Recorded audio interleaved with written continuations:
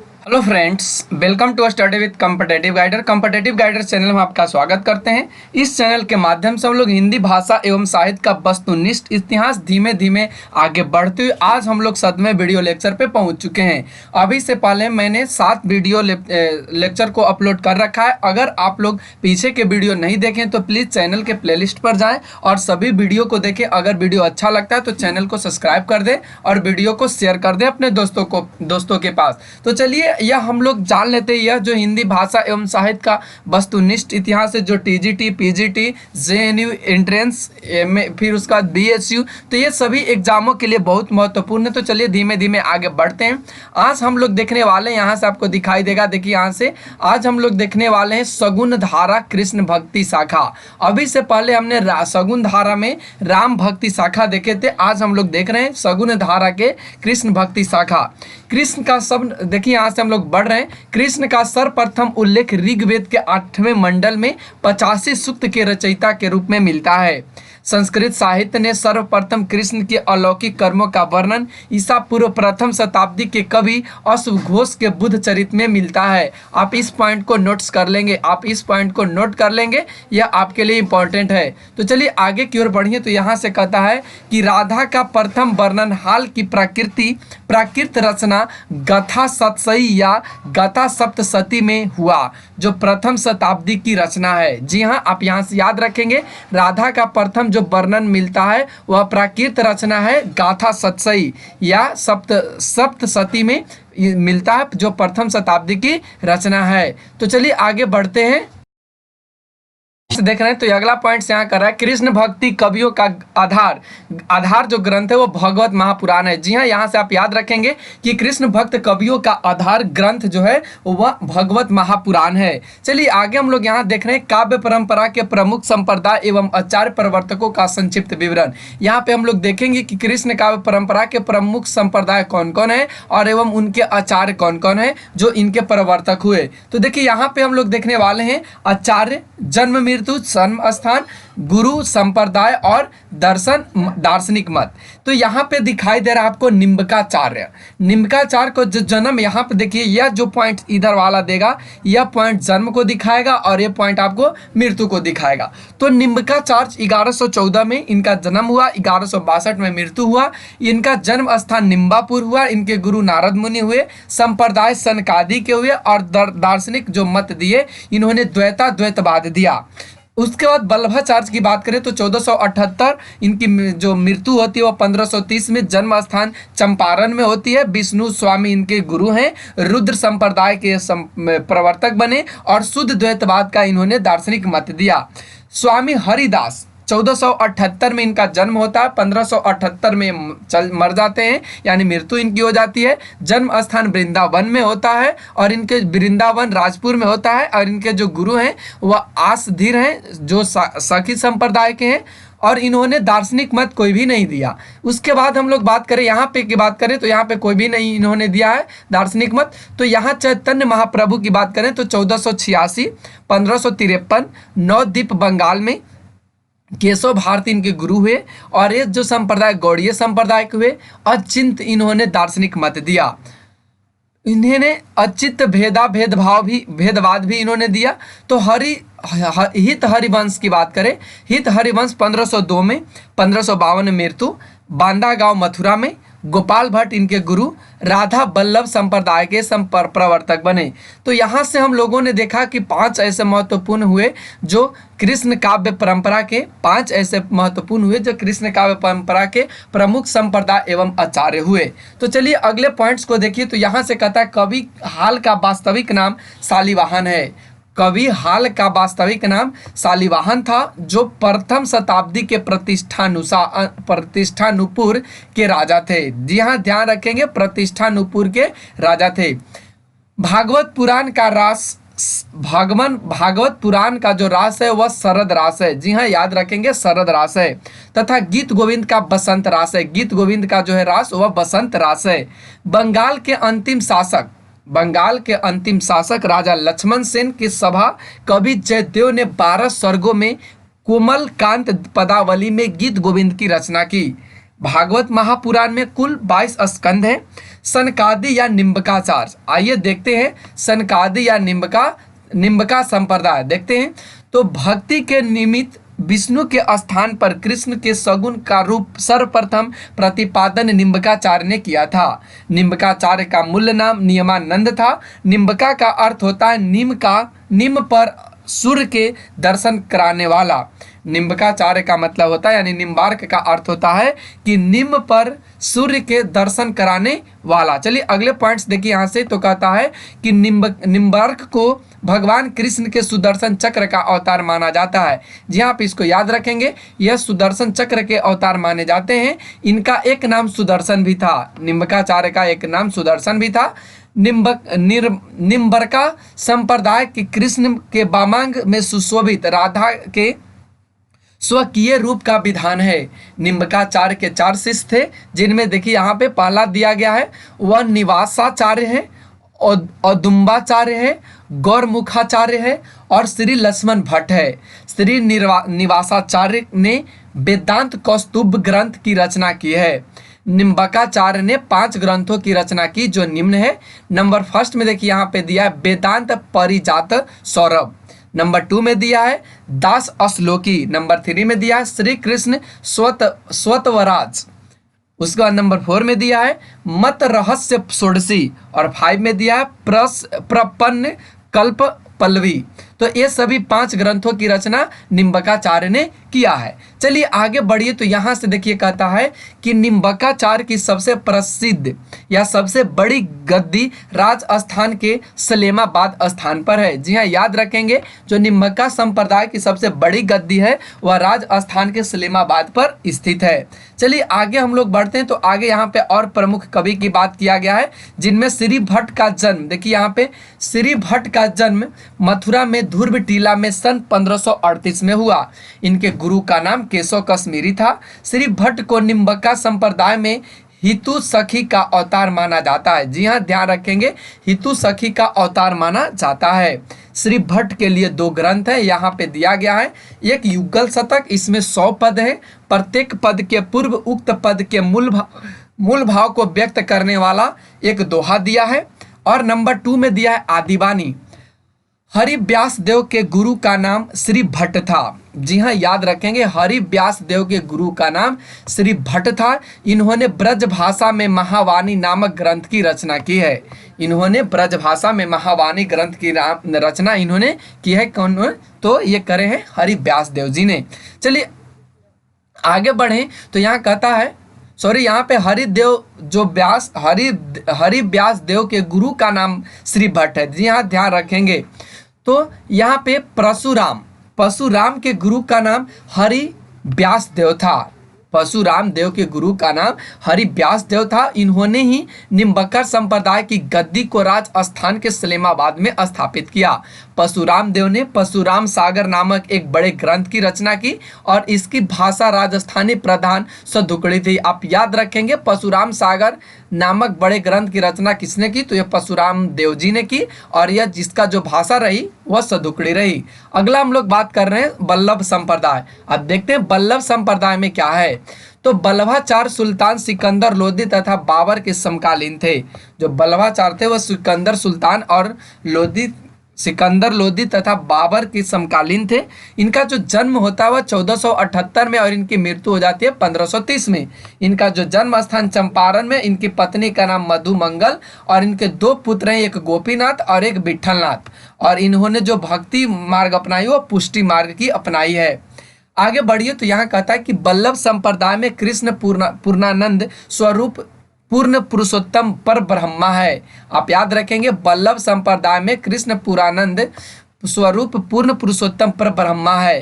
पुष्टि मार्गी भक्ति में पुष्टि भगवत अनुग्रह या कृपा को कहा जाता है। भगवत महापुराण में लिखा है। देखिए भगवत महापुराण में क्या लिखा है, इसको आप याद रखेंगे।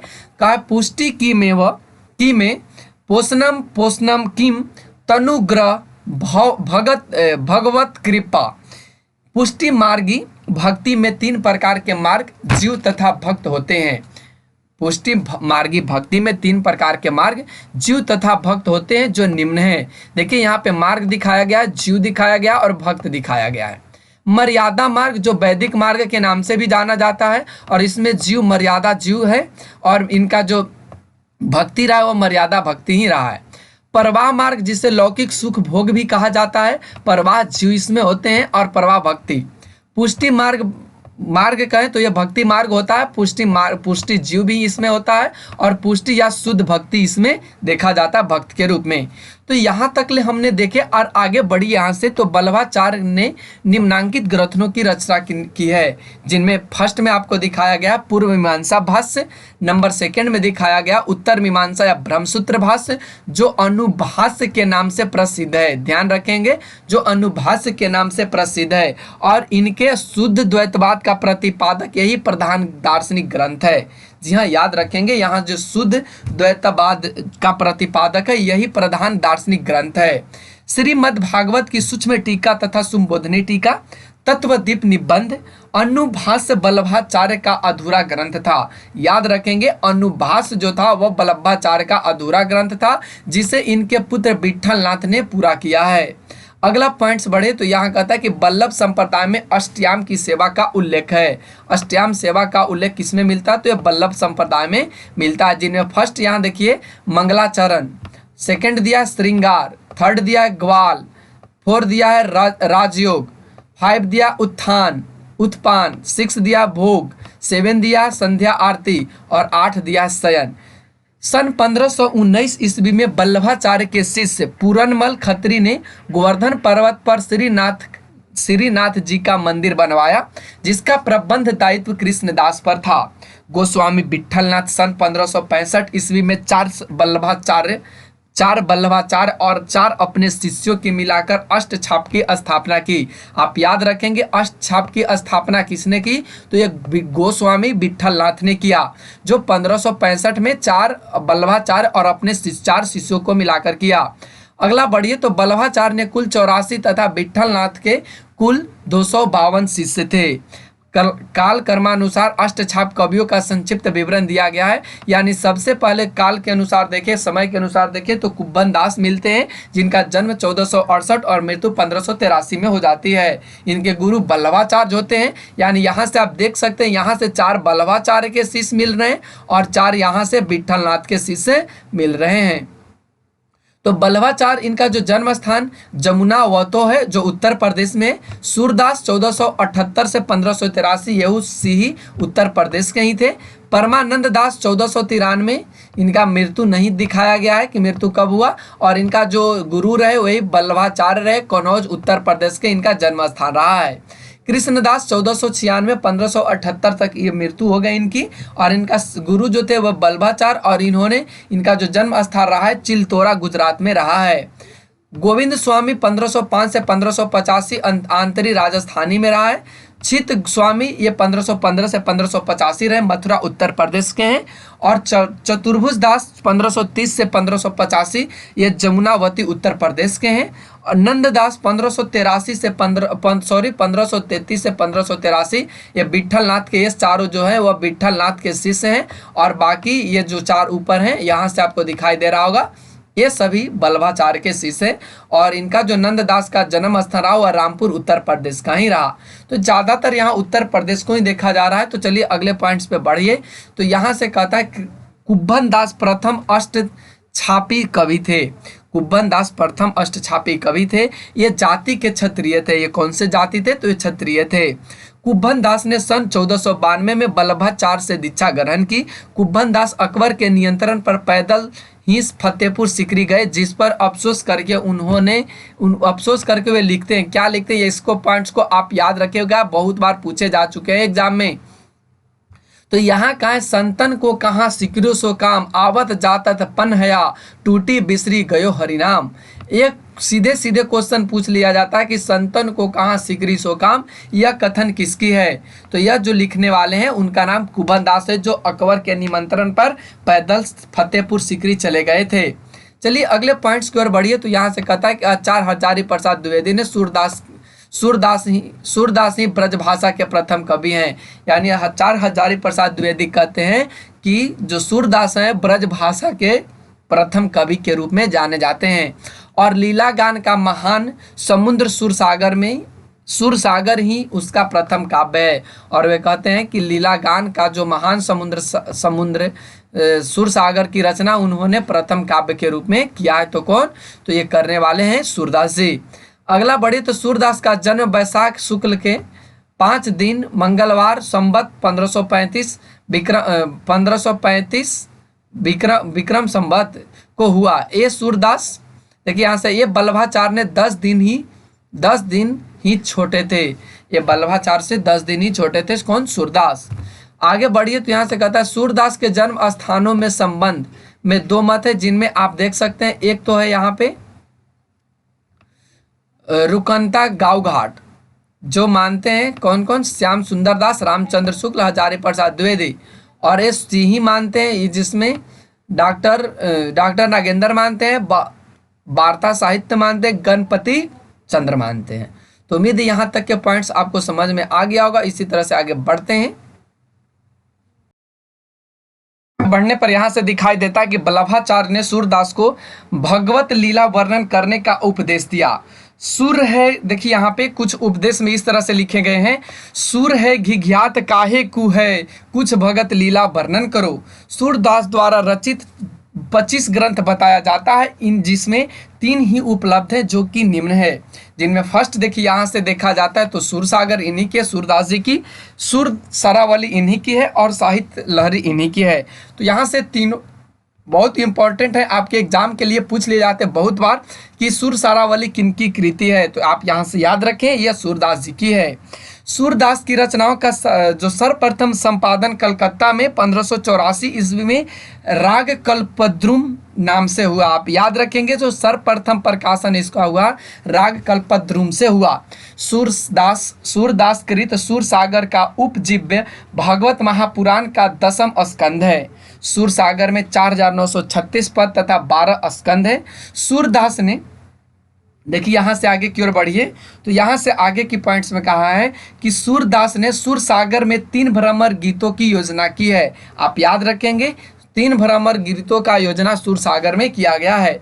प्रथम देखिए यहाँ से प्रथम भ्रमर गीत पद 4078 है, जिसमें 4078 से 4710 की है। शेष 2 भ्रमर गीत का पद संख्या 4711 से 4712 तथा ख 4713 कथात्मक है। भ्रमर गीत का सर्वप्रथम एक पुण्य प्रसंग के रूप में वर्णन श्रीमद् भागवत के 10वें स्कंद के 47वें अध्याय के 12 से 21 श्लोक में मिलता है। हिंदी साहित्य में भ्रमर गीत काव्य परंपरा का प्रवर्तक सूरदास जी को माना जाता है। यह पॉइंट्स आपके लिए भी आई है, एकदम महत्वपूर्ण इंपॉर्टेंट, कि हिंदी साहित्य में भ्रमर गीत काव्य परंपरा का प्रवर्तन सूरदास ने किया है।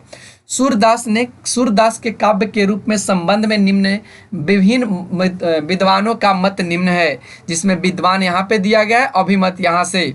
डॉक्टर चंद्रबली पांडेय जो लीला स्कंध काव्य या भाव प्रबंध काव्य के रूप में अभिमत किया है। हजारी प्रसाद द्विवेदी गीत काव्यात्मक मनोरागों पर आधारित विशाल महाकाव्य है। ब्रजेश्वर वर्मा जो कृष्ण चरित का महाकाव्य है। सर्वसम्मति से जो गीय मुक्तक काव्य है। आगे देखिए तो यहाँ से भ्रमर गीत में कुल 700 पद हैं। प्रोफेसर मैनेजर पांडे ने भ्रमर का 3 रूप बताया है। एक यहाँ पे कृष्ण का प्रतीक, दूसरा उद्भव का प्रतीक और तीसरा स्वतंत्र रूप में। भ्रमर गीत को उपलब्ध काव्य भी कहते हैं। आचार्य रामचंद्र शुक्ल ने इसे ध्वनि काव्य कहा है। आप याद रखेंगे कि भ्रमर गीत को उपालंब काव्य कहते हैं और रामचंद्र शुक्ल ने इसे ध्वनि काव्य कहा है। सुर सरावली में 1107 छंद है। इनकी रचना संसार को होली का रूपक मानकर की गई है।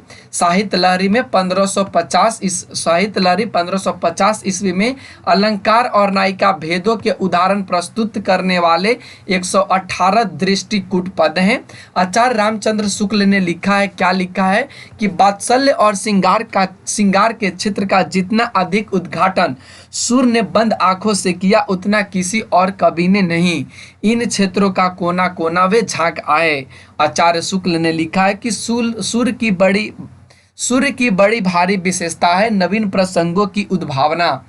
प्रसंगों प्रसंगोद भावना करने वाली ऐसी प्रतिभा हम तुलसी में नहीं पाते। शुक्ल जी ने लिखा है कि आचार्यों की छाप लगी हुई 8 वीणाएं कृष्ण की प्रेमलीला कीर्तन करने उठी, जिनमें सबसे ऊंची, सुरीली और मधुर झनकार अंधे कवि सूरदास की वीणा की थी। यह आप याद रखेंगे, आचार्य रामचंद्र शुक्ल ने लिखा। यहाँ से ये सारी बातें। तो चलिए आगे बढ़िए। तो यहाँ से आचार्य हजारी प्रसाद द्विवेदी ने लिखा है कि सूरदास जब अपने विषय का वर्णन शुरू करते हैं तो मानो अलंकार शास्त्र हाथ जोड़कर उनके पीछे दौड़ा करता है। उपमाओं की बाढ़ आ जाती है, रूपक की वर्षा होने लगती है, संगीत के प्रवाह में कवि स्वयं बह जाता है। सूरदास की मृत्यु पर विट्ठल दास ने कहा था, देखिए क्या कहा था, आप इसको याद रखेंगे। पुष्टि मार्ग को जहाज जात है, पुष्टि मार्ग को जहाज जात है, जाए कछु लेनो होए सो लेऊ। यह कहा था किसने? तो यह सूरदास के मृत्यु पर विट्ठल दास ने कहा था। चलिए आगे बढ़ें। तो सूरदास का अंतिम पद निम्नलिखित है। खंज नयन रूप रसमाते, अतिशय चारा चपल अनियारे, पल पिंजरा स सामत न मान सामते। ये इनकी कुछ पद हैं। आगे बढ़िए। तो सूरदास को वात्सल्य रस का सम्राट माना जाता है। ये पॉइंट्स को आप याद रखेंगे, नोट कर लेंगे। सूरदास को वात्सल्य रस का सम्राट माना जाता है। परमानंद ने बल्लभाचार्य से अरेल प्रयाग में दीक्षा ग्रहण किया। परमानंद दास की रचनाओं में परमानंद सागर प्रमुख है, जिनमें 635 पद हैं।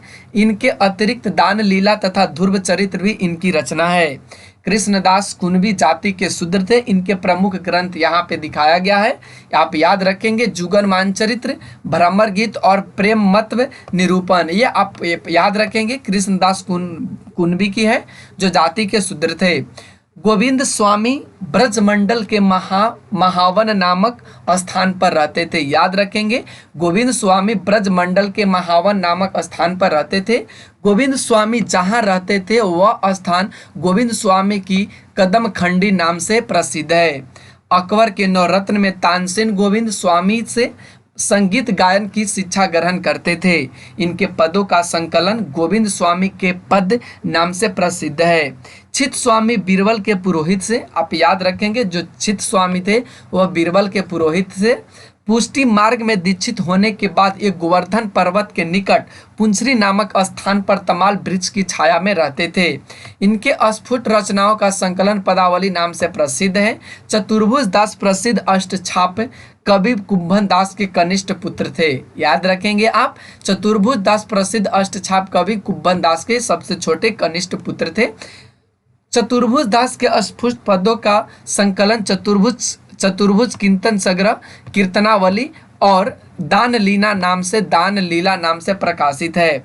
अष्टछाप के कवियों में नंददास का स्थान काव्य सौष्ठ और भाषा की प्रज्वलता में सूरदास के बाद है। नंददास के ग्रंथ, पद संख्या एवं कथ्य निम्न है, यहाँ पे आपको दिखाया गया है ये नंददास जी के बारे में, जिनमें अनेकार्थ मंजरी जिसमें 228 पद कथा पर्याय कोश में है। मान मंजरी इसकी पद संख्या नहीं यहाँ पे दिखाया गया, अमर कोश के आधार पर लिखा गया पर्याय कोश। सुदामा चरित्र श्रीमद् भागवत की कथानक पर सुदामा कृष्ण के संख्य भाव का वर्णन। रूप रस मंजरी 270 नायिका भेद।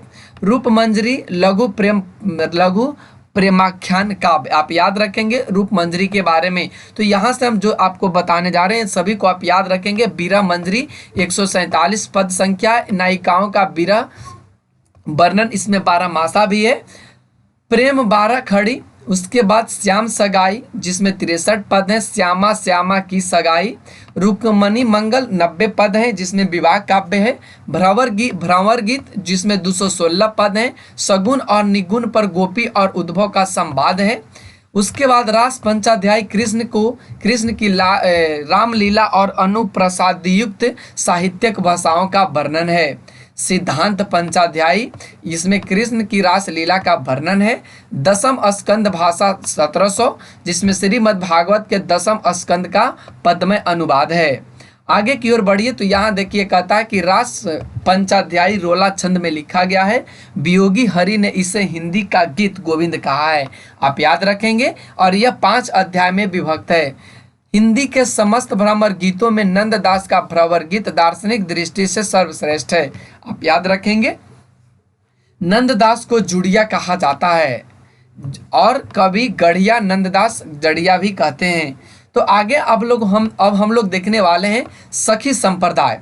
स्वामी हरिदास ने वृंदावन में निम्बकस मार्तंग गर्त सखी संप्रदाय या ठट्ठी संप्रदाय की स्थापना की।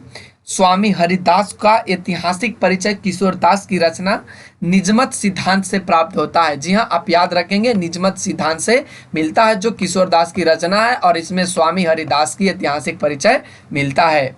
आगे बढ़िए तो अकबर के दरबारी गायक तानसेन स्वामी हरिदास के शिष्य थे। सखी संप्रदाय में निकुंज बिहारी श्री कृष्ण सर्वोपरि है। हरिदास के 2 ग्रंथ प्राप्य हैं। सिद्धांत के पद इनके रूप और प्रेम का सिद्धांत है। केली माला, इसमें 110 पदों में श्री श्यामकुंज बिहारी की लीलाओं का वर्णन है। प्रमुख कवि यहाँ से दिखाया गया जगन्नाथ गोस्वामी स्वामी हरिदास के भाई थे। इनकी रचना अनन्य सेवा निधि ही प्राप्य है। बिहारी नदास सखी संप्रदाय के सर्वश्रेष्ठ कवि हैं। जी हाँ, आप याद रखेंगे, बिहारी नदास सर्वश्रेष्ठ जो सखी संप्रदाय के हैं वे कवि हैं। इनका मूल नाम हरिनाम था। इनका मूल नाम क्या था? हरिनाम था। बिहारी दास को सखी संप्रदाय में गुरुदेव नाम से पुकारा जाता है। ये जगन्नाथ के पुत्र और विठल विपुल के शिष्य थे।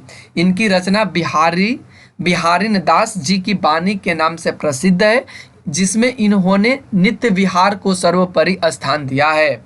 विठल विपुल को नाभादास ने रस सागर की उपाधि दी है।